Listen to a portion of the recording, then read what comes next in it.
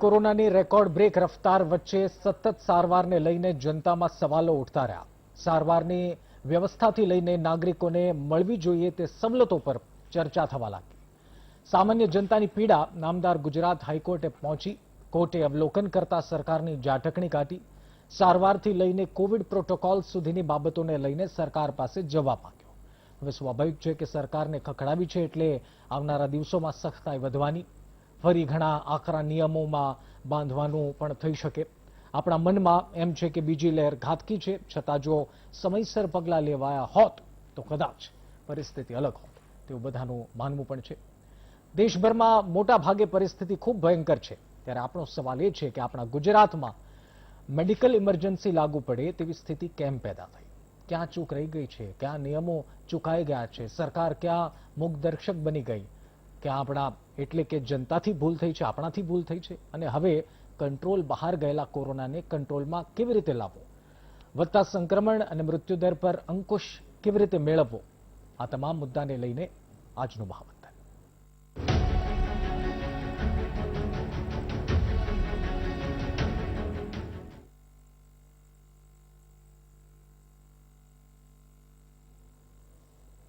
આજે જ્યારે સુનાવણી થઈ ત્યારે કોર્ટે સરકારની ઘણા મુદ્દાઓ પર ઝાટકણી કાઢી, ઘણા એવા સવાલો પૂછ્યા, ઘણા એવા સૂચનો કર્યા કે જેથી કરીને જે સવાલ આપણા મનમાં હતો એ નામદાર હાઈકોર્ટે એ સવાલ સરકારને પૂછ્યા.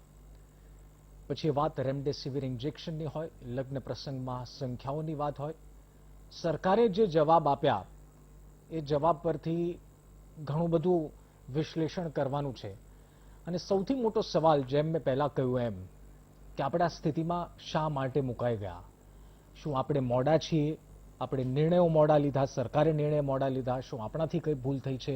આપણે એટલા બધા નિયમો તોડ્યા છે કે આ સ્થિતિ ઊભી થઈ છે? ગત વર્ષની જો ખાલી એક નાનકડી વાત કરીએ, ગયા વર્ષે શું સ્થિતિ હતી આપણે ધીરે ધીરે સમજી રહ્યા હતા.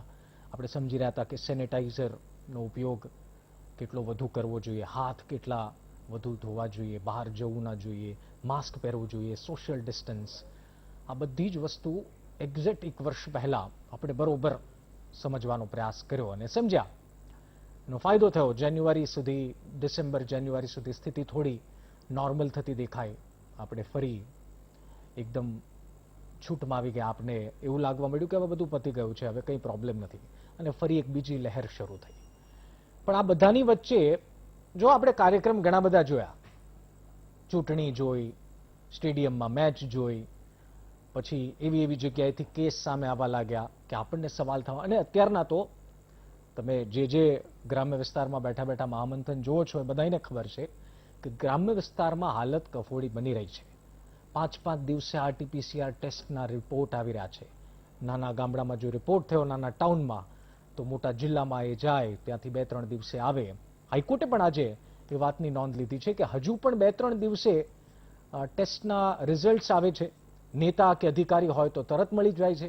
હાઈકોર્ટે પણ આ નોંધ લીધી છે. આપ સમજો, ક્યાં સમજવાની જરૂર છે, ક્યાં સમજાવવાની જરૂર છે. જો રાજકીય તાઇફાઓની ચર્ચા મહામંથનમાં યશોદાનજીએ વારંવાર કરી, ગાંધીનગરની ચૂંટણી મોકૂફ રખાઈ અને સારી બાબત છે, પણ આ મોકૂફ રાખવાનું અત્યારના જ યાદ આવ્યું? તમને સ્ટેડિયમ ખુલ્લા કર્યા ત્યારે યાદ નહોતું આવ્યું? જ્યારે નામકરણ થઈ રહ્યું હતું સ્ટેડિયમનું ત્યારે યાદ નહોતું આવ્યું? ક્રિકેટ ઇમ્પોર્ટન્ટ લાગ્યું? ચૂંટણીઓ થઈ ત્યારે યાદ નહોતું આવ્યું? પેટા ચૂંટણી થઈ. અને આ બધા વચ્ચે જનતા હજુ પણ ભોગવી રહી છે. અને જો આપ તબીબોની વાત સમજશો તો હજુ પણ સ્થિતિ ખરાબ થવાની છે. અને એને હવે કઈ રીતના કંટ્રોલમાં લેશે આ સરકાર? સરકારે તો આ પિટિશન, જ્યારે સુઓ મોટોમાં પિટિશન ફાઇલ કરી, એમાં પહેલા પોઈન્ટમાં લખ્યું છે કે 5 દિવસ પહેલા કોર્ટે આ બાબતની નોંધ લીધી. 5 દિવસ દરમિયાન સરકારે શું એક્શન પ્લાન તૈયાર કર્યો? બીજા પોઈન્ટમાં પિટિશન વાંચશો તો આપને ખ્યાલ આવશે. બીજા પોઈન્ટમાં લખ્યું છે કે ઇટ ઇઝ નાઉ ટાઈમ, કે હવે કોર્ટને ઇન્ટરવીન થવું પડશે. આ સ્પષ્ટ લખ્યું છે. કોર્ટ પણ માને છે કે આ સ્થિતિ એટલી ખરાબ થઈ ગઈ છે કે હવે કોર્ટને આમાં આવવું પડશે, કૂદવું પડશે, તમારી પાસે સવાલ માંગવા પડશે, સવાલ પૂછવા પડશે, જવાબ માંગવા પડશે. આટલી હદે ખરાબ સ્થિતિ છે.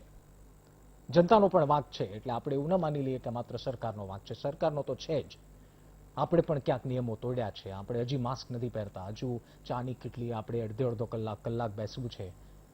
આ બધા મુદ્દાઓ પર ચર્ચા કરવી છે અને સમજવાનો પ્રયાસ કરો. મેડિકલ ઇમરજન્સી જ છે, સમજો. હાઈકોર્ટને કહેવું પડે કે તમે આવતી સુનાવણી પહેલા એફિડેવિટ સબમિટ કરો, એ કહો કે તમે શું એક્શન લેવાના છો. અને હવે શું થશે? આપણા પર એવા આકરા પગલા આવશે કે પછી આપણે, આમ તો ઘણીવાર એવું લાગે કે શું સરકાર હાઈકોર્ટ ઇન્ટરવીન કરીને રાહ જોતી હતી અને હવે આ બધું થશે? ચર્ચા કરીશું. ચર્ચા કરવા માટે 4 મહાનુભાવો મારી સાથે જોડાયા છે. ડોક્ટર યોગેશ ગુપ્તા આપણી સાથે જોડાયા છે, મારી સાથે રુચિકા કક્કર એડવોકેટ છે જોડાયા છે, વરિષ્ઠ પત્રકાર ધીમનભાઈ પુરોહિત જોડાયા છે અને ભાજપના નેતા ભૂષણભાઈ પણ જોડાયા છે. ધીમનભાઈ, આપની પાસેથી સમજવું છે આજની આખો જે હાઈકોર્ટે કેટલાક સવાલો પૂછ્યા, કઈ રીતે આપ જુઓ છો, કેટલું સિરિયસ છે આ? કારણ કે જ્યારે હાઈકોર્ટ આવા ક્વેશ્ચન્સ પૂછે છે કે તમે શું કર્યું, શું કરવાના છો, એ સરકારને પૂછે છે આવી સિચ્યુએશનમાં, જ્યારે ઓલરેડી આપણે 1 વર્ષ કોરોના જોઈ ચૂક્યા છીએ. આપ કેટલું અને ગંભીર માનો છો? કોરોનાના આવા રોગ જ્યારે આટલો મોટો ફાટી નીકળ્યો પેન્ડેમિક, એવા સમયમાં દર્દીઓ વેન્ટિલેટર ઉપર હોય એ સમજી શકાય એવી વાત છે, પણ આખી સરકાર વેન્ટિલેટર ઉપર હોય એ ગુજરાતમાં આપણે પહેલી વખત જોયું. ગુજરાતને 60 વર્ષ થશે, 1960માં ગુજરાત બન્યું, ત્યારથી અત્યાર સુધીમાં 2021માં આપણે છીએ, 60 વર્ષનું ગુજરાત થયું. આવી બેહાલ, લાચાર, સરકાર વિહીન આખી સિસ્ટમ કોલેપ્સ થઈ ગઈ હોય એવી પરિસ્થિતિ આપણે આ 60 વર્ષમાં એટલીસ્ટ મેં તો નથી જોઈ. અને મને લાગે છે ગુજરાત હાઈકોર્ટના ચીફ જસ્ટિસ છે એમને પણ એ અહેસાસ થયો ગુજરાતની આ પરિસ્થિતિ. એમણે જે શબ્દ વાપર્યો બહુ ગંભીર છે શબ્દ, આપણે બધા એને એટલી જ ગંભીરતાથી લેવાની જરૂર છે. Health emergency.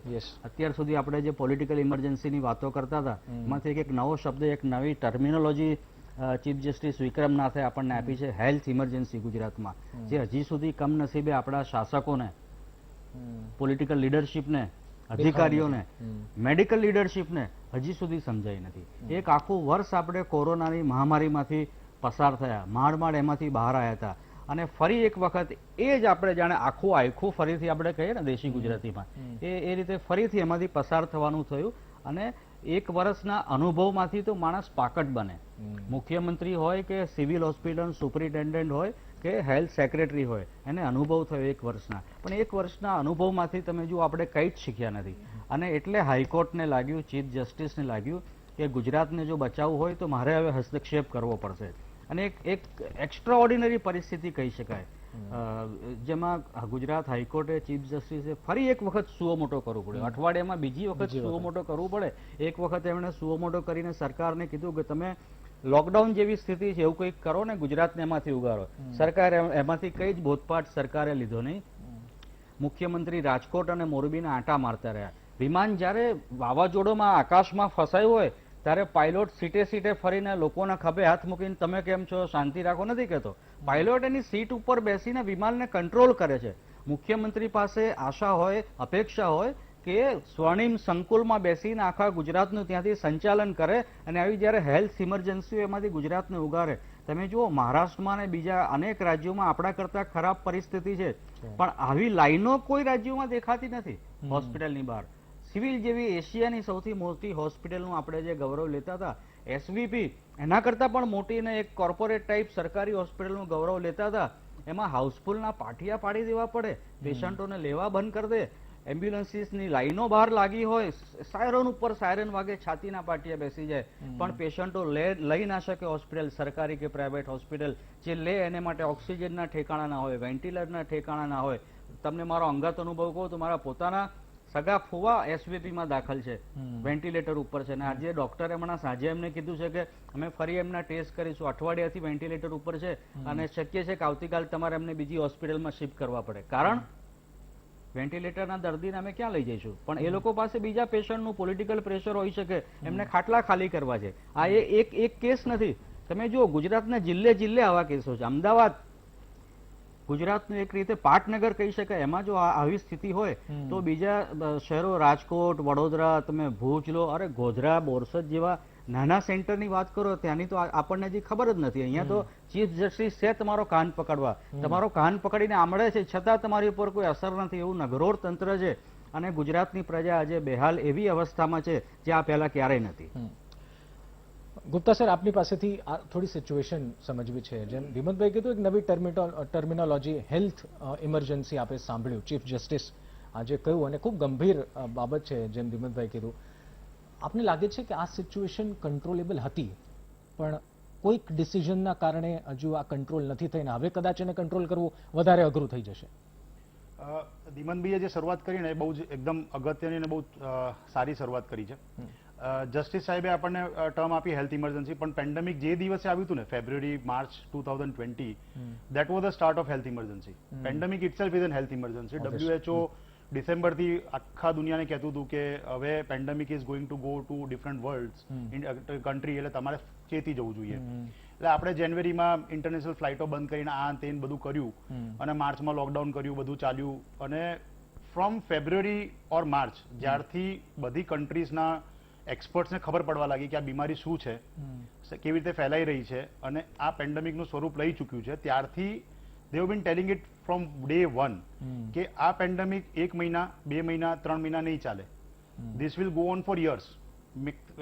આરામથી 2 વર્ષ તો આજની તારીખમાં બી કહેતા હતા, એ વખતે બી કહેતા હતા. સો કહેવાનો તાત્પર્ય એ છે કે હેલ્થ ઇમરજન્સી ટ્રીટ કરવાનું કામ છે મેડિકલ એક્સપર્ટ્સનું. મેડિકલ એક્સપર્ટ્સ પહેલા દિવસથી કહેતા હતા કે આ પેન્ડેમિક 2 વર્ષ સુધી ચાલશે. એનો મતલબ શું થયો કે તમારી તૈયારીઓ ક્યારે ઓછી પડવી જ ના જોઈએ, તમારે ક્યારે બી કમ્પ્લેસન્ટ થવાનું જ નથી, તમારે ક્યારે બી આ પેન્ડેમિક પર અધૂરી જીત જાહેર કરવાની જ નથી. That is first thing. એટલે તમારો સવાલનો જે જવાબ હતો કે એ આ સ્થિતિ ઊભી થાય એના પહેલા આપણે રોકી શક્યા હોત, ડેફિનેટલી રોકી શક્યા હોત, બીકોઝ વી ન્યુ કે આ પેન્ડેમિક કેવું ચાલી રહ્યું છે. હવે હું તમને એનો બીજો એક્ઝામ્પલ આપું. જ્યારે ફેબ્રુઆરી માર્ચમાં ઇન્ડિયામાં સ્ટાર્ટ થયું ને, ત્યારે બી એક્સપર્ટ્સ કહેતા હતા કે આ વાયરસ જે રીતે ફરી રહ્યો છે દુનિયામાં, ઇટ સ્ટાર્ટેડ ફ્રોમ ચાઇના, બરોબર, પછી ઇટ વેન્ટ ટુ યુરોપ. 2 મહિના જેવો ગાળો થયો, પછી એ યુરોપમાં ગયો. 1.5-2 મહિનાનો ગાળો થયો, પછી એ અમેરિકા અને બ્રાઝિલ તરફ ગયો, અને પછી એ ઇન્ડિયામાં આવ્યો, અને પછી પાછો એને સફર પાછો ચાલુ કર્યો. જ્યારે યુકેની અંદર સપ્ટેમ્બરમાં એ લોકોએ જાહેર કર્યું કે યુકે વેરિયન્ટ આવ્યો છે, અને it is the most dangerous variant, બહુ જ ઇન્ફેક્ટિવ છે, બહુ વધારે પડતી મોર્ટાલિટી લાવી શકે એમ છે, કદાચ વેક્સિનનો બી એ ડિફેન્સ તોડી શકે એમ છે, ત્યારે લંડને આખા દુનિયામાં એવું વોર્નિંગ આપી હતી કે યુકે વેરિયન્ટ આવી ગયો છે. તો આપણને સપ્ટેમ્બર ઓક્ટોબરથી ખબર હતી કે યુકે વેરિયન્ટ આવી ગયો છે. હવે પછી થયું શું, સપ્ટેમ્બર ઓક્ટોબરમાં નવેમ્બરમાં આપણા ત્યાં બહુ બધા કેસીસ હતા, પછી સડનલી કેસીસ ડાઉન થયા, એટલે સડનલી પ્રજાએ અને ગવર્મેન્ટે આ જાહેર કરી દીધું કે હવે આપણે કોવિડ પર જીતી ગયા છે. તમે પ્રજાને જુઓ ને તો નીકળી પડી મસ્ત, થાકી ગયા લોકો કઈ કઈને, એક્સપર્ટ્સ કઈ કઈને, મીડિયા કઈ કઈને, લેખો લખાઈ ગયા કે પ્લીઝ તમે કમ્પ્લેસન્ટ ના થતો, નો બડી લિસન. પછી થયું કે એવું ડિસેમ્બર જાન્યુઆરીમાં વેક્સિન આવી, એટલે લોકોને હજી થયું કે વેક્સિન આવી ગઈ ને એટલે હવે તો આ પેન્ડેમિક પર આપણે એકદમ જીત લઈ લીધી. સો કંટ્રોલેબલ હતું ડેફિનેટલી. આપણને ખબર હતી કે આ યુકે વેરિયન્ટ આપણા તરફ આવી રહ્યો છે. 2 મહિનાનો ગાળો હતો. અત્યારે તમે આનું હજી એઝ એન એક્સપર્ટ કહું ને તો આપણા ત્યાંથી પતશે ને એટલે અમેરિકાને ભરડામાં લેશે. હજી અમેરિકાને એવું લાગતું હોય કે અમારું વેક્સિન પતી ગયું છે ને અમને નહીં થાય. એમની માહિતી એકદમ ખોટી છે. એમને બી યાદ થવાનું છે યુકે વેરિયન્ટ ત્યાં જવાનો, અને ત્યાં સુધી સાઉથ આફ્રિકા વેરિયન્ટ તૈયાર જ ઉભો છે. સો કહેવાનો મિનિંગ એ છે કે હજી પેન્ડેમિક પૂરો થયો નથી. તમારા મારફતે હું ગવર્મેન્ટને બી કહીશ ને પ્રજાને બી કહીશ ને સિટીઝન્સને બી કહીશ, મેડિકલ એક્સપર્ટનું માનો, તમારું આ પેન્ડેમિક પત્યું નથી. So that was your first question. Second question કે હવે શું? ડેફિનેટલી યુકે વેરિયન્ટ વિશે વખતથી લખાઈ રહ્યું છે. આપણા ત્યાં ડેફિનેટલી બહુ જ ઓછું લખાયું છે. On a very Frank node and a very anger છે કે આપણા ત્યાં આના વિશે બહુ જ ઓછું લખાયું છે છેલ્લા 2 મહિનામાં, કેમ કે આપણે જીતમાં એટલા ઉન્માદમાં આવી ગયા હતા કે વી ફોરગોટ કે યુકેમાં શું થઈ રહ્યું છે. તમે ખાલી યુકે પોતાના સગાને બી ફોન કરીને પૂછ્યું હોત ને તો ખબર પડશે કે એ લોકોની હાલત ખરાબ થઈ ગયેલી ત્યાં. ડેથ વેર લાઈક એનીથિંગ. અને ત્યાં તો પ્રજા એજડ છે, એટલે ત્યાં તો ડેથ રેટ એમ બી વધારે હોય. આપણે ત્યાં યંગ છે, આપણને બહુ વર્ષોથી કહેવામાં આવ્યું છે કે આપણે યંગ પ્રજાઓ છે, પણ ત્યાં તો ડેથ બહુ જ થઈ છે. સો વી ન્યૂ દેટ. અહીંયા યુકે વેરિયન્ટ હવે આવ્યો છે, એ બહુ જ ઇન્ફેક્ટિવ છે, કઈ થાક્યા, બહુ જ વધારે પડતો ઇન્ફેક્શિયસ છે, એટલે 1 થી બીજા 10 ને થતા વાર નથી થતી, પણ કોઈ માનતું નથી. લોકડાઉનની વાત આવીને ઉભી રહી હતી તો લોકડાઉનની જગ્યાએ કર્ફ્યુ આવીને ઉભો રહ્યો. It is not going to help everybody sees, પણ તોય આપણે એ વસ્તુ સમજ્યા નહીં. હવે હાલત એવી થઈ છે, ઇટ્સ એન ઓવરવેલ્મિંગ ઓફ સિસ્ટમ. આજે આપણે અહીંયા બેસીને ગવર્મેન્ટને વાંક આપી શકીએ, પ્રજાને વાંક આપી શકીએ, હોસ્પિટલ મેનેજમેન્ટને વાંક આપી શકીએ, પણ ઇટ્સ એન ઓવરવેલ્મિંગ ઓફ સિસ્ટમ. આપણે લાસ્ટ માર્ચમાં સ્ટાર્ટ કર્યું હતું કે આપણે સિસ્ટમને મજબૂત બનાવી છે, હોસ્પિટલ્સ ઊભા કરવા છે, પીપી કિટ ઊભી કરવી છે, ઇન્જેક્શન્સ ઊભા કરવા છે, ટેસ્ટિંગ વધારવી છે, બધું કર્યું, પણ વાયરસ એટલો નોટોરિયસ છે કે એને આપણું સમજી લીધું કે તમારી લાઈન આટલી જ છે બોસ, હું તો આના ઉપર જઈશ હવે, એટલે એ એના ઉપર જતો રહ્યો છે. એટલે અત્યારે તમને જે જોવા મળી રહ્યું છે ને ઇટ ઇઝ ઓવરવેલ્મિંગ ઓફ સિસ્ટમ. આપણા જોડે બેડ્સ ડેફિનેટલી બહુ વધારે પડતા થઈ ગયા છે. આપણા જોડે ધારો કે અમદાવાદની અંદર 10,000 બેડ છે ને તો અત્યારે 8,000 બેડ કોવિડની અંદર વપરાય છે. તમે ગણતરી કરો ને તો 8-9,000 બેડ વપરાતા હશે, પણ પેશન્ટો જ એટલા બધા વધારે છે. So that is one situation. Overwhelming of સિસ્ટમમાં બી એવું હતું, મારું એવું પર્સનલી માનવું છે, કદાચ હું ખોટો હોઈશ, પણ મારું એક વસ્તુ માનવું છે કે આ ઓવરવેલ્મિંગ ઓફ સિસ્ટમમાં બી બે વસ્તુ આ ફેરી બહુ જ ખરાબ થઈ છે. હું ધ્યાન દોરવા માંગીશ ધીમંતભાઈનું ને ભૂષણભાઈનું બી, કે આ વખતે બે વસ્તુ થઈ છે. મિસયુઝ થયું છે આ ફેરી, અને હેલ્થકેર સિસ્ટમની જ વાત કરું છું. હેલ્થકેર સિસ્ટમ 3 મિસયુઝ થયું છે. આઈ એમ અ ડોક્ટર અને બહુ મોટી વાત કહી રહ્યો છું. મને ગવર્મેન્ટ જોડે કોઈ જ દુઃખ નથી. ગવર્મેન્ટ જેને જે કરવું એ કરી રહી છે. They are people who are been appointed to create a system, પણ સિસ્ટમની અંદર હેલ્થકેર ચલાવે છે. હું છેલ્લા 10 દિવસથી ઓલમોસ્ટ બધાને કહું છું કે હોમ કેર સિસ્ટમે આખું મિસયુઝ કર્યું છે. રેમડેસિવિર ઇન્જેક્શનની જે બધી ધમાલ ઊભી થઈ છે ને એ તમે લખી રાખો. આજે હાઈકોર્ટે બી કીધું, ઇવન આપણા એડવોકેટ જનરલ બી બોલ્યા, પણ એના પછી આગળ શું એ નહીં. મેં જેટલું વાંચ્યું છે એમાં એડવોકેટ જનરલ એવું કીધું કે આઇસોલેશનમાં હોય પેશન્ટ, તેમને રેમડેસિવિરની જરૂર જ નથી, હોસ્પિટલમાં જ આપવા જોઈએ. They also know that. સરકારે સવાલ પૂછ્યો 27,000 રેમડેસિવિર ક્યાં જાય છે? સો રેમડેસિવિર ઇન્જેક્શન હેલ્થકેર રીતે કહું, તમે ટાસ્ક ફોર્સના કેટલા બી ડોક્ટરને બેસાડી દો, they will tell you remdesivir injection ક્યારે આપવું જોઈએ, કોને આપવું જોઈએ. પહેલા દિવસથી, બીજા દિવસથી, ત્રીજા દિવસથી રેમડેસિવિર ઇન્જેક્શન અપાય જ કેવી રીતે પેશન્ટોને? ચોખ્ખું લખેલું છે નથી આપવાનું, પણ લખ્યું એટલે ડરાવ્યા, તમે નહીં લાવો તો તમે હોસ્પિટલમાં જવું પડશે, આઈસીયુમાં દાખલ કરવું પડશે. એટલે મરતા ક્યાં ના કરતા, એટલે પેશન્ટ બિચારો શું કરે, લાઈનમાં ઉભો રહે. હવે એકને થયું એટલે બીજા 10ને સોસાયટીમાં શું લાગે, બોસ મારે બી રેમડેસિવિર જરૂર પડશે, એટલે એ બી જઈને ઉભો રહ્યો. હજી તો એનો આરટીપીસીઆર રિપોર્ટ નથી આવતો. એના પહેલા હી રીચ સ્ટોક કરવા માટે કે યાર મારે કંઈક થશે તો શું કરીશ. એટલે ત્યાં લાઈનમાં જે ઉભા છે ને એમાંથી 60% લોકોને રેમડેસિવિરની જરૂર જ નથી, પણ એ લોકો સ્ટોક કરવા બેઠા છે. એટલે એમનો બી વાંક કેવો પ્રજાનો, હવે આજે હું મરવાનો હોઉં તો હું તો સ્ટોક જ કરીશ ને. Second people who are standing there in the line are the people who are stocking it for misuse and blackmailing and black marketing. હું તમે આજે તમારા વીટીએ મારફત તમે ત્યાં જઈને ખાલી ઉભા રહો ફોટા પાડો ને સાહેબ, અડધા પ્રિસ્ક્રિપ્શન તો ખોટા હશે. આજે આ તો ખાલી પેનલિસ્ટને એક મુદ્દો મૂકવા માટે આજે વીટીવી એક ઓપરેશન કર્યું. મેં જોયું. ઓપરેશનમાં 12,000 રૂપિયાનું એક રેમડેસિવિર, અને 6 અમે રેમડેસિવિર માંગ્યા હતા જ્યારે અછત હતી, જ્યારે ક્યાંય લાઈનમાં નથી મળતા. અમારા સંવાદદાતાએ 6 રેમડેસિવિર માંગ્યા, 12,000 રૂપિયાનું એક, એટલે 72,000માં 6 એ આપવા તૈયાર હતો. અમારા સંવાદદાતા ગયા, અમારી ટીમ ગઈ અને પકડ્યો પણ વગર કાગળે. કંઈ પણ એને કીધું કે વગર કાગળ જેવું નથી ધીમંતભાઈ, કાગળ તો બધા જ અવેલેબલ છે. ખાલી 3 વસ્તુ જોઈએ. હું 12,000 આપું તો કાગળ શું કામ આપું? હા ને ફોન ઉપર આ તો વાત છે. ખાલી તમને શું કે તમારે આ 3 વસ્તુ લાવવી પડશે. As if it is very legal ને તમને 12,000 માં આપું છું તો હું તમારા પર પહેચાન કરી રહ્યો છું. સો 3 વસ્તુ માંગે, આરટીપીસીઆર રિપોર્ટ, આધાર કાર્ડ અને પ્રિસ્ક્રિપ્શન. સો મિસયુઝ થયું આ સિસ્ટમનું. સો તમે જે કહો છો ને કે અત્યારે જે હાલત છે ને એ કંટ્રોલેબલ છે, ગવર્મેન્ટ કરવાની કોશિશ કરતી બી હશે, પણ પ્રજાએ સમજવું પડશે આમાં. હું હંમેશા જ કહેતો આવ્યો છું, citizen are there best defence. એમને પોતે જાતે સમજવું પડશે. કોના ઉપર નભવા માંગો છો તમે? Government is there two put a system. Hospital ઊભી કરી, ટેસ્ટિંગ સિસ્ટમ ઊભા કર્યા, બધું બરોબર, પણ પેનિક કેમ થવાનું? You have so many good doctors around you. તમે એક ફોન કરી પૂછી લો. એડવોકેટ જનરલે ચીફ જસ્ટિસને ચોખ્ખું કીધું કે આ લડાઈ કોરોના અને સરકાર વચ્ચેની નથી, લડાઈ જનતા અને કોરોના વચ્ચે છે. સરકાર તો એમથી થાય એટલું કરે છે. એમણે હાથ ઊંચા કરી દીધા.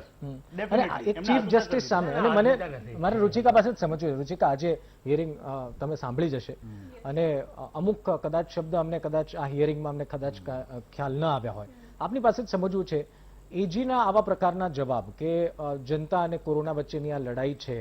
અમને લાગે છે કે આ લો ટર્મ્સમાં કદાચ અમે અમુક વાક્ય સમજ્યા પણ ન હોય, તો આપણી પાસે સમજવું છે આ જે હિયરિંગ હતી એમાંથી શું નિષ્કર્ષ નીકળે છે, અથવા તો ચીફ જસ્ટિસના સવાલ એજીને અને ત્યારબાદ એજીના જવાબ, શું આમાંથી નિષ્કર્ષ નીકળે? માફ કરજો વચ્ચે જો હું બોલું છું, પણ આ LAW લો ટર્મમાં નથી, LOW લો ટર્મમાં આખી જે કોમેન્ટ છે ને. યસ. આજે જે સુનાવણી હતી એમાં ડિવિઝન બેન્ચમાં honourable chief justice Vikram Nath sir અને honourable justice Bhargav Karia sir બેઠા હતા, અને એમને ઘણા બધા આપણા સ્ટેટને જે એપિયર થતા હતા, કમલ ત્રિવેદી સર, એમને ક્વેશ્ચન્સ કર્યા એડવોકેટ જનરલને, કે જે આ બધી સિચ્યુએશન્સ પોઈન્ટ ટુ પોઈન્ટ્સ લેતા હતા. અગર જો જોઈ હોય પેનલ પર કોઈ બી ઉપસ્થિત હોય એમને જોઈ હોય તો ઓક્સિજનનું શું, આઈસીયુનું શું, પછી જે અમુક બેડ્સ છે એના અવેલેબિલિટીનું શું, અને એમાં જે ઘણા આપણે જે ગવર્મેન્ટ લીડર છે મનીષા મેમ, લવકુમાર, બધા જ પ્રેઝન્ટ હતા. અને જે આ શો મોટો કરી એ વંદનીય છે કે આ જે ઓનરેબલ ચીફ જસ્ટિસે કરીએ, અને એમાં ઘણા બધા એમને જે સજેશન્સ આપ્યા છે કે ઓલ્ટરનેટ દિવસે જે છે એ ઓફિસ ચાલુ રાખવામાં આવે અથવા તો 50% સ્ટાફ સાથે ચાલુ રાખવામાં આવે, કેમ કે અત્યારે જો કોરોના જે છે સિચ્યુએશન એ છે જ, સરકાર એની રીતે હેન્ડલ કરે જ છે, પણ એમાં જો જે પબ્લિક છે એ ઘણીવાર અમુક વસ્તુને લાઇટલી લે છે કે અરે શું કોરોના થવાનો, કોરોના તો ગરીબને બી થઈ જાય. એ રીતે નહીં, તમે પોતાને એટલી બધી કાળજીથી લો, સેનિટાઈઝ કરો, સોશિયલ ડિસ્ટન્સિંગ, માસ્ક, એ બી ગાઈડલાઈન જે છે સરકારને કીધું કે વિચારણા કરે કે એકદમ સખતપણે એ લોકો ચુસ્તપણે પાલન કરે. અને એવી ઘણી બધી એ લોકોએ જે છે એ પેલું કર્યું હતું કે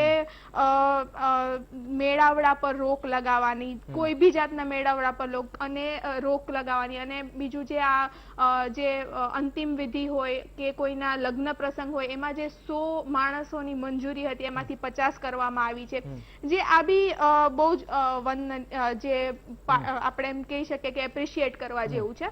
અને બીજું એ બી કહેવાનું કે નાના નાના જે વેપારીઓ છે અત્યારે જે એ લોકોને અનએમ્પ્લોયમેન્ટ જે છે, ભૂખમરો વધી ગયો છે, તો એ નાના નાના વેપારીઓ માટે બી સરકારે કંઈક વિચારવું પડે.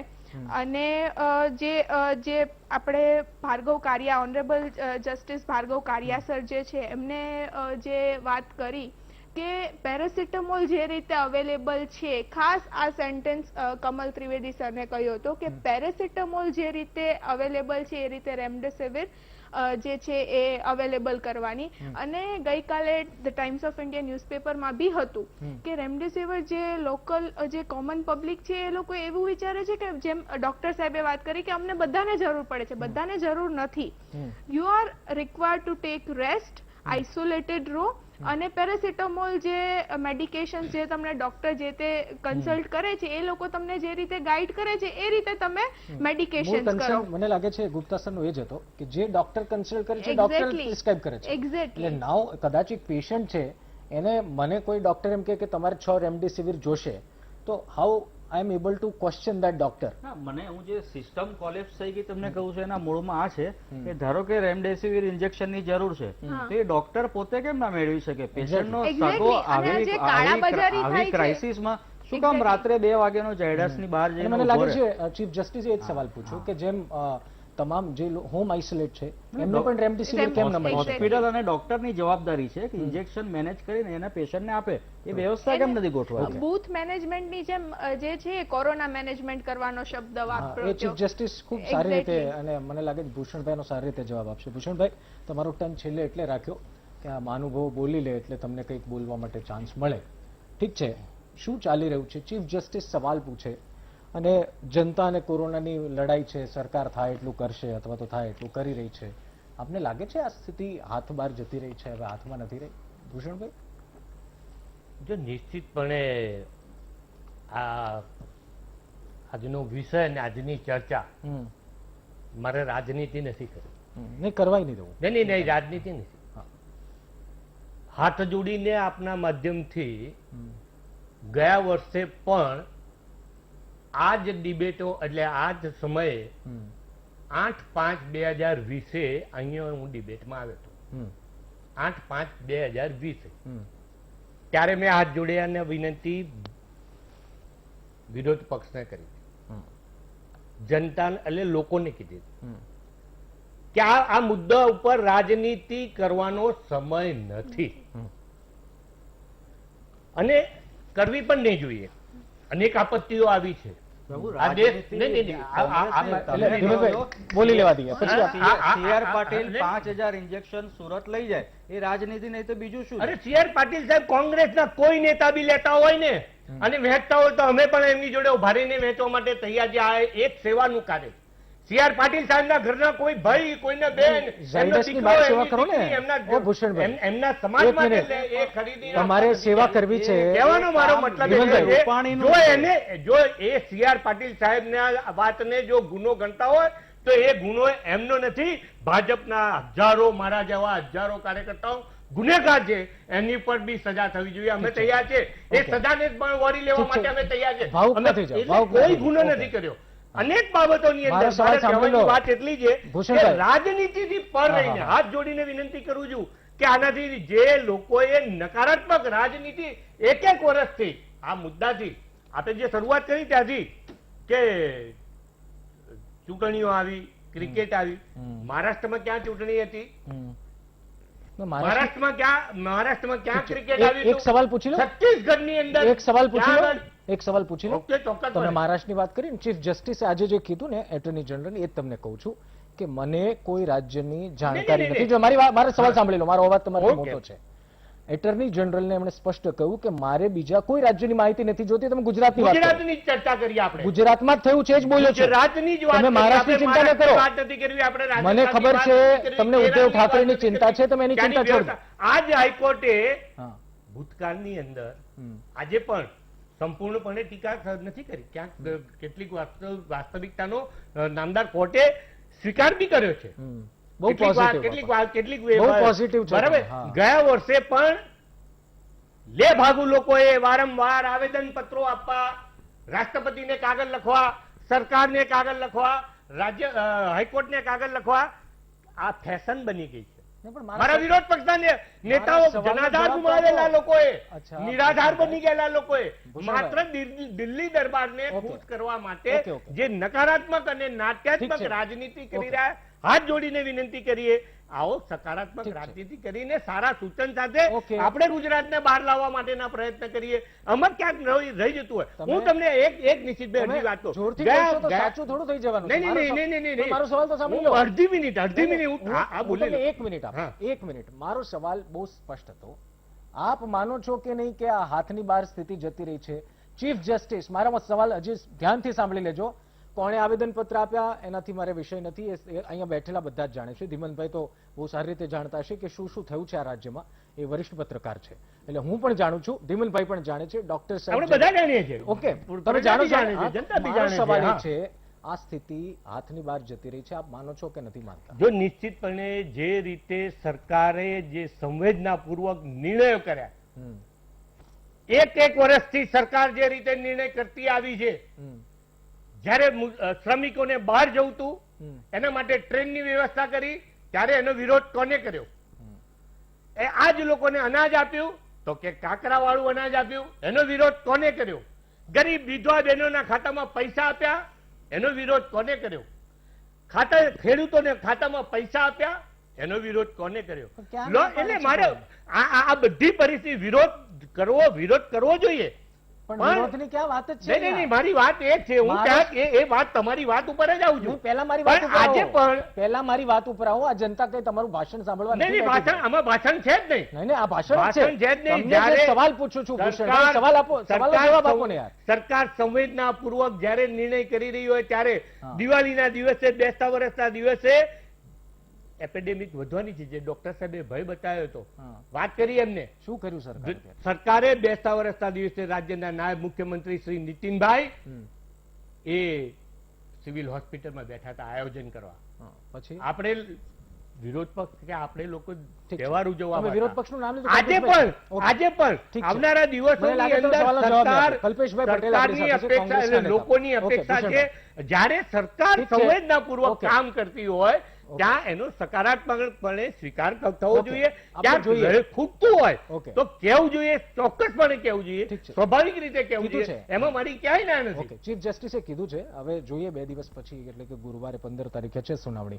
એક બ્રેક માટે રોકાઈ જઈએ. બ્રેક બાદ કલ્પેશ પટેલ આપણી સાથે કોંગ્રેસના નેતા છે, એમને પણ થોડા સવાલો કરીશું અને કદાચ ભૂષણભાઈનો જવાબ પણ એ આપશે. બ્રેક બાદ ચાલી રહી છે ગુજરાત હાઈકોર્ટનું આજે જે અવલોકન છે, જે સવાલો પૂછ્યા, જે સરકારની અમુક નીતિઓની ટીકા કરી, એની ઉપર ચિંતા વ્યક્ત કરી, તેની ઉપર ચર્ચા કરી રહ્યા છે કોંગ્રેસના નેતા કલ્પેશભાઈ પટેલ આપણી સાથે જોડાયા છે. કલ્પેશભાઈ, ભૂષણભાઈ તો કહે છે કે વિરોધ પક્ષ કામ નથી કરવા દેતું, વિરોધ પક્ષ વારંવાર વાંધો ઉઠાવે છે.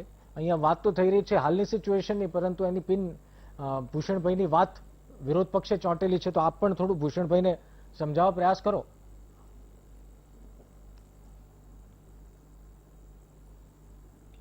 હલો. જી અવાજ આવે છે કલ્પેશભાઈ આપને? અવાજ તો મારો આવે છે ને બરોબર? જી જી જી જી હા, આપનો અવાજ બરાબર સંભળાય આવે છે. છે. ઓકે. કલ્પેશભાઈ મારો સવાલ એ છે, ભૂષણભાઈ કહી રહ્યા છે વિરોધ પક્ષ તો કામ નથી કરવા દેતું, વાત તો અહીંયા કોરોનાની સ્થિતિની છે, પરંતુ એ આરોપ તો તમારી ઉપર નાખે છે. મહામંથન આપ જોઈ રહ્યા છો અને કેટલાક મહાનુભાવો આપણી સાથે જોડાયેલા છે અને ચર્ચાને આગળ વધારીએ. પિયુષભાઈ લાખાણી નિવૃત્ત જજ આપણી સાથે જોડાયેલા છે અને કલ્પેશભાઈ પટેલ પણ કોંગ્રેસના નેતા જોડાયેલા છે. કલ્પેશભાઈ આપને અવાજ આવતો હશે. મારો સવાલ મુખ્યમંત્રી લાઈવ આવ્યા એની પહેલા એ હતો, કેટલીક જાહેરાતો મુખ્યમંત્રીએ કરી છે અને ભૂષણભાઈ તો વિરોધ પક્ષને દોષ દે છે. આપની શું પ્રતિક્રિયા છે આમાં? આમાં એવું છે કે ભૂષણભાઈને તો એવું છે કે જયારે મુદ્દા વિરુદ્ધની વાત કરવી હોય ને ત્યારે બીજેપીની એક માનસિકતા રહેલી છે કે કોંગ્રેસને દોષ દેવાનો. સવાલ એવો છે કે નામદાર ગુજરાત હાઈકોર્ટની અંદર એડવોકેટ જનરલ તરફથી આજે જે રજૂઆત થઈ એ રજૂઆતને પણ નામદાર ગુજરાત હાઈકોર્ટના પણ ગળે નથી ઉતરી એવું નામદાર ગુજરાત હાઈકોર્ટે પણ આજે કહ્યું. એડવોકેટ જનરલ તરફથી એવું કહેવામાં આવ્યું છે કે મીડિયાએ જે ખોટા રિપોર્ટ રજૂ કર્યા છે, અરે મીડિયાએ રિપોર્ટ સાચા રજૂ કર્યા ત્યારે તો વાસ્તવિકતા બહાર આવી જાય આખી, અને એટલા માટે તો નામદાર ગુજરાત હાઈકોર્ટે સુઓ મોટો કરવી પડે. એટલે એડવોકેટ જનરલ અને સરકાર એક બાજુ વિપક્ષનો, પ્રજાનો, મીડિયાનો બધાનો અવાજ દબાવવાની કોશિશ કરી રહી છે. બીજી મારે સાહેબ વાત આપને એક એવી છે કે એડવોકેટ જનરલ સાહેબે આજે હાઈકોર્ટની અંદર એવું કહ્યું કે રેમડેસિવિર જે દવા છે એનો દુરુપયોગ થાય છે. હવે જો દુરુપયોગ થતો હોય તો એને કંટ્રોલ કરવાની જવાબદારી સરકારની છે, વિપક્ષની નથી, આમ જનતાની નથી. એને કંટ્રોલ સરકારે કરવું પડે. સરકાર શોધી દેવું પડે કે કયા ડોક્ટરો ખોટા પ્રિસ્ક્રિપ્શન લખે છે અથવા તો વગર પ્રિસ્ક્રિપ્શને દવાઓ ક્યાંથી ક્યાં વેચાય છે. આ તમામ વસ્તુ અત્યારે સરકારના કંટ્રોલમાં કોઈ વસ્તુ રહી નથી. પેરેલલ CR પાટીલ સાહેબની સરકાર ચાલી રહી છે. CR પાટીલ કે એમ થયું છે વહીવટી તંત્ર ઉપરનો કોઈ અંકુશ અત્યારે રૂપાણી સાહેબનો રહેલો નથી.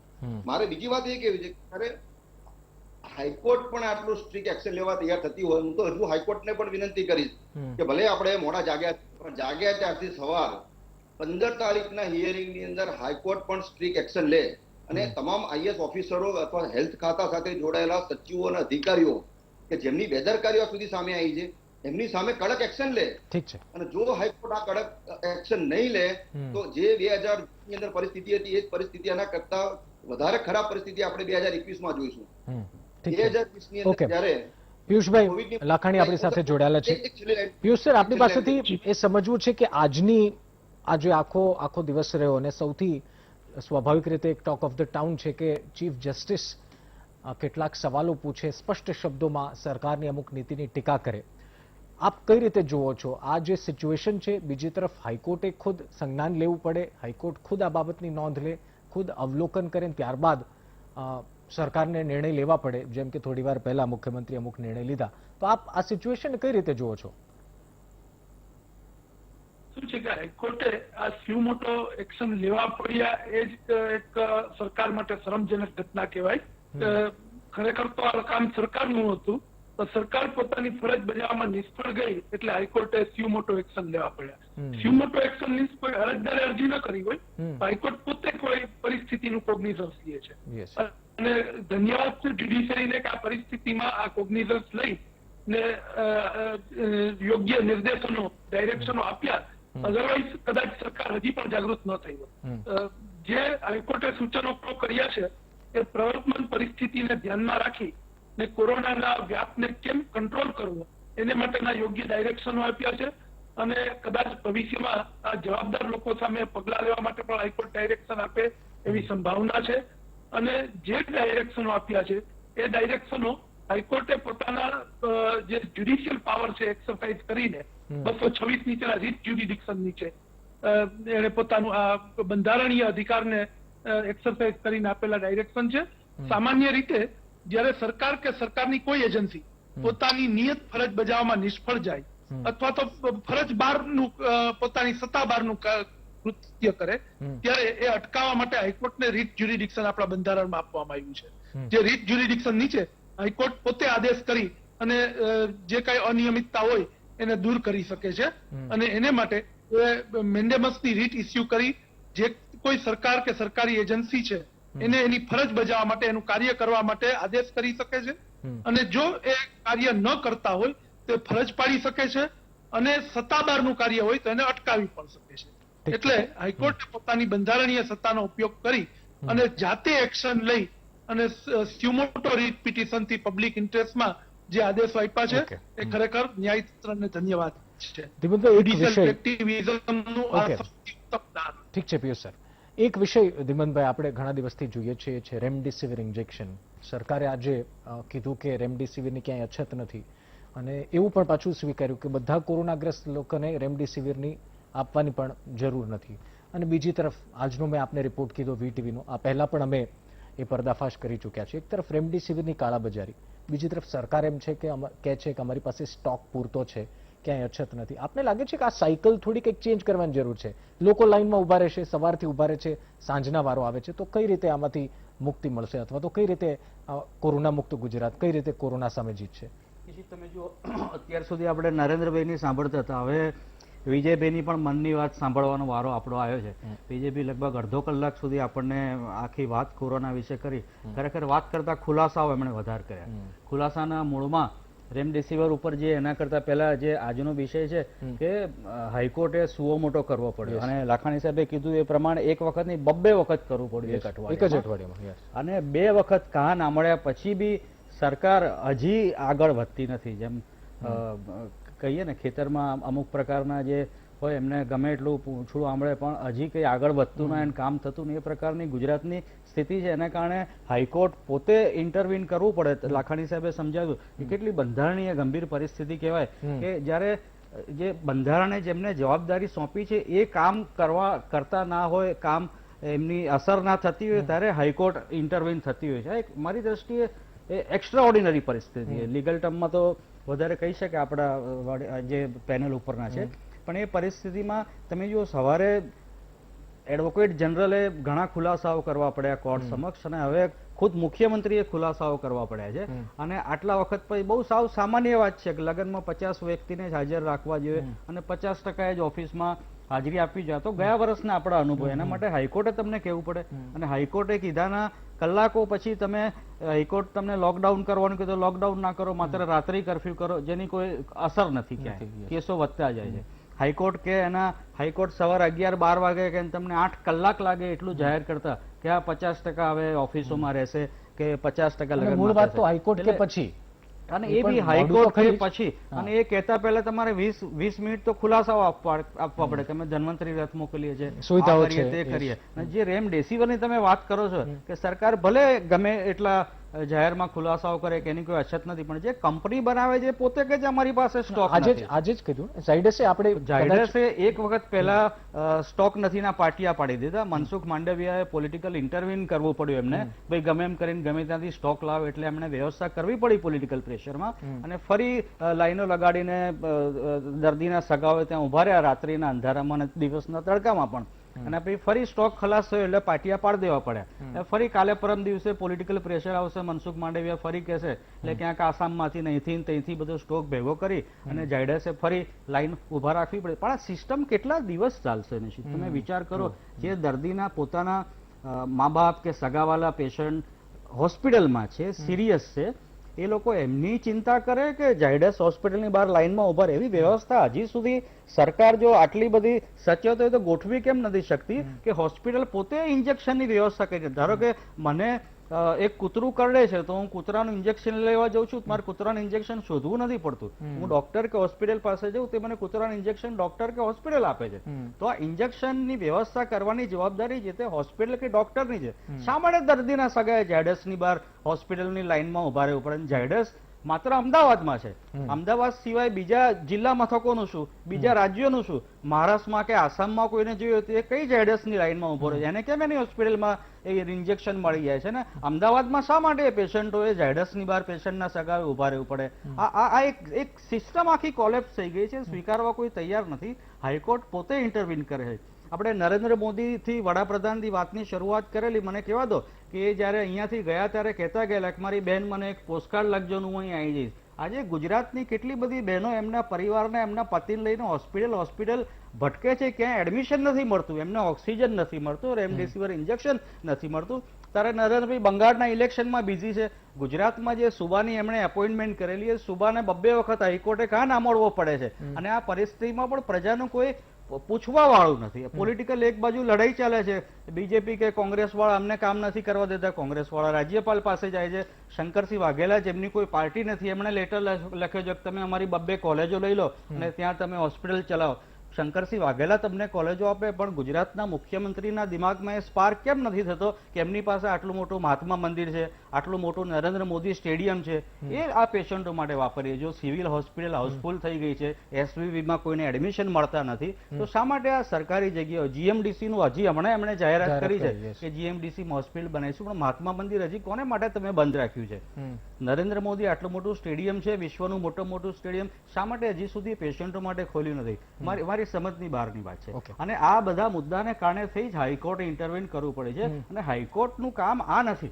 હાઈકોર્ટ રોજે રોજ તમને કહેવા આવશે કે તમે સવાર ઉઠીને આમ કરો, બપોર આમ કરો, સાંજે આમ કરો. એ પણ કે લગ્નમાં તમે 50 લોકો, એ હાઈકોર્ટનું કામ છે. ચીફ જસ્ટિસ જો આવું, મુખ્યમંત્રીને આ વિચાર કેમ નથી આવતો? મુખ્ય સચિવને આ વિચાર કેમ નથી આવતો? પેલા બેન જે રોજ ટીવી ઉપર આવીને આપણને રોજ નવી માહિતી આપતા, તે બેનને કેમ વિચાર નથી આવતો કે હોસ્પિટલમાં મારે હેલ્થ સેક્રેટરી જે છે એમણે હોસ્પિટલ મારે શું વ્યવસ્થા કરવાની?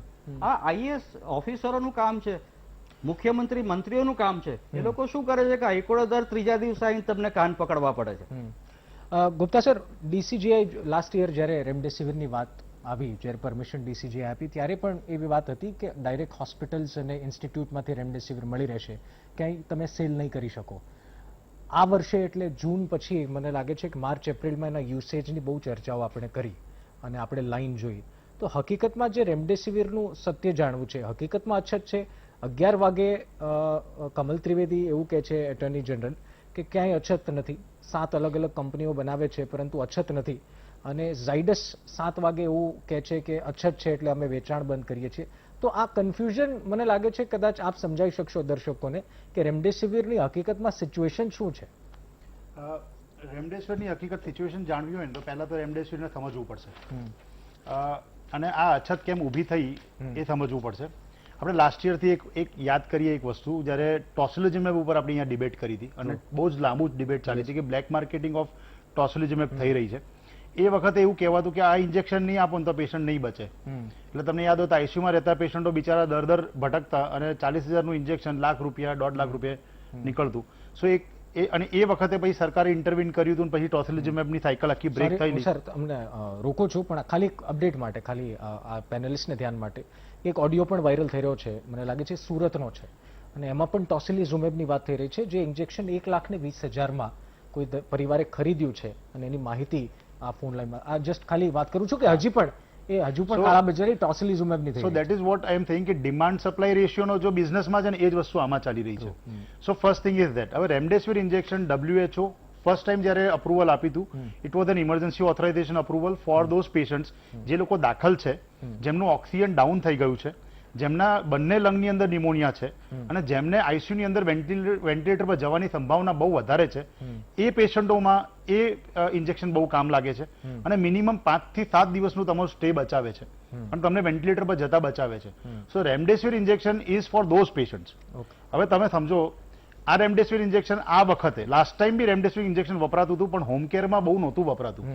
મને યાદ છે સુરતની અંદર એવું થયેલું લાસ્ટ ટાઈમ કે જ્યારે લોકો હોમ કેરમાં હોસ્પિટલમાં જઈને રેમડેસિવિર લઈને પાછા ઘરે આવી જતા હતા, ડોક્ટર એની નિગરાણીમાં રેમડેસિવિર આપતું ઘરે આવતું. પણ આ ફેરી the situation is changed in a way કે હવે રેમડેસિવિર હોમ કેરની અંદર આપવામાં આવી રહ્યું છે.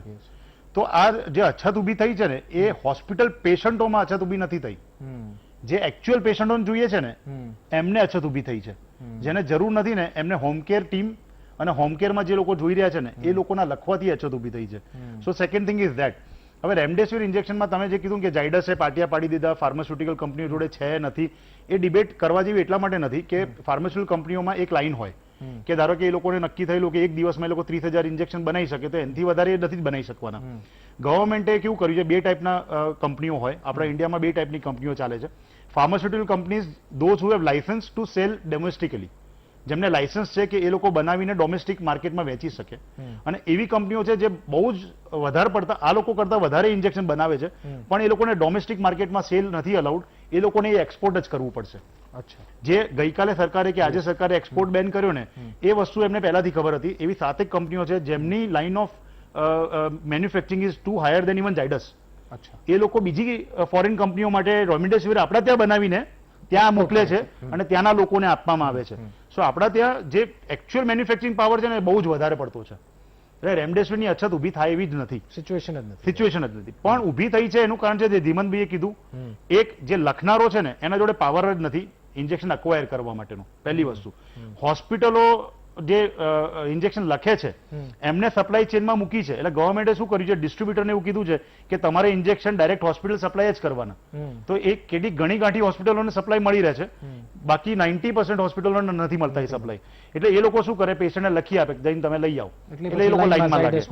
પછી હાડમારી કેટલી પણ પેશન્ટ. સો બીજી જે હમણાં એમને કીધું ધીમનભાઈ, ઝાયડસ તો ખાલી અમદાવાદમાં છે. તમારે એ સમજવા જેવું છે કે લાઈનની અંદર અમદાવાદની પબ્લિક તો 40% જ છે, બાકી બહારથી આવેલી છે. બાકીની 60% પબ્લિક તો બિચારી ગુજરાતથી દર ભટકીને અહીંયા લાઈનમાં ઉભી રહી છે, because it is not available there.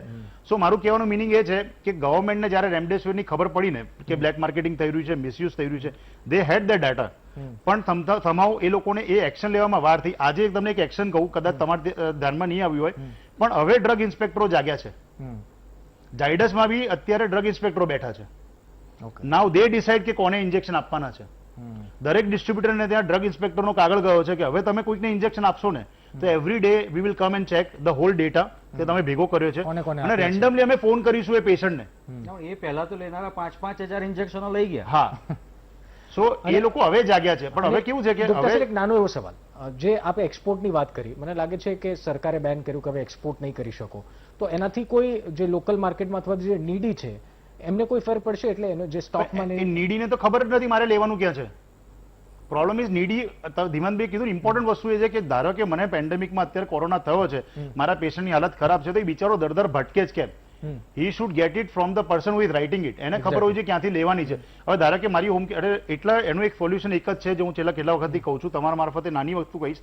ગવર્મેન્ટે અત્યારે બીજું સ્ટેપ લેવા જેવું છે, please audit home care teams. તમે અત્યારે નહીં કરો ને તો આગલા 1 મહિના સુધીમાં આ કન્ડિશન નહીં સુધરે. તમે 1,00,000 ની 5 લાખ વાયલ મૂકી દો, તમારી જોડે આ જ અછત રહેશે. You have to audit home care teams. અને કંઈક સપ્લાય જે હું ડોક્ટર છું તો બી તમને આ વસ્તુ કહું છું.